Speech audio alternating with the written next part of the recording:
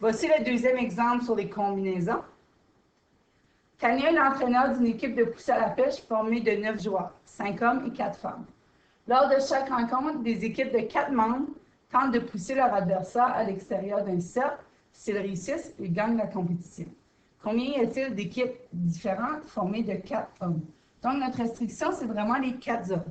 Donc, pour cette compétition-là, on veut seulement 4 hommes. Donc, on peut choisir parmi combien de personnes, combien d'objets. Dans ce cas-ci, ce sont des personnes. Donc, 5, C, parce que l'ordre n'est pas important. Si ça avait été un sport où chaque membre a des tâches différentes, là, il aurait fallu utiliser des permutations. Mais ici, c'est vraiment une combinaison parce que chacun a le même rôle. Et on en choisit 4. Donc, ça fait une possibilité de 5 équipes différentes. Je vous fais remarquer, choisir 4 parmi 5, c'est la même chose que choisir 1 parmi 5. Voici pourquoi. Imaginez, vous avez 4 personnes, ou plutôt 5 personnes, et vous en choisissez 4.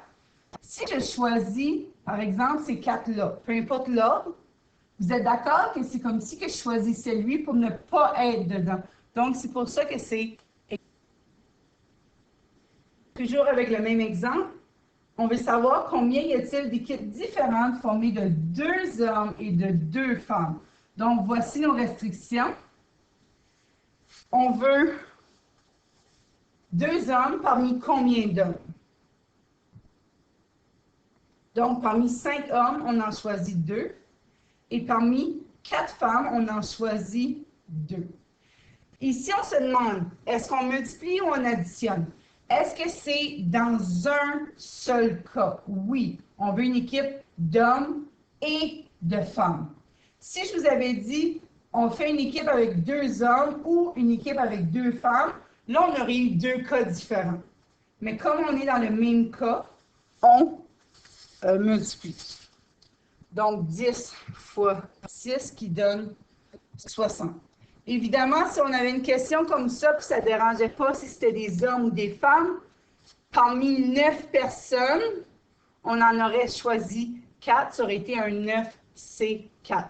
Donc, il faut vraiment bien lire vos restrictions. Si on vous impose des restrictions, vous devez aller avec ça complètement.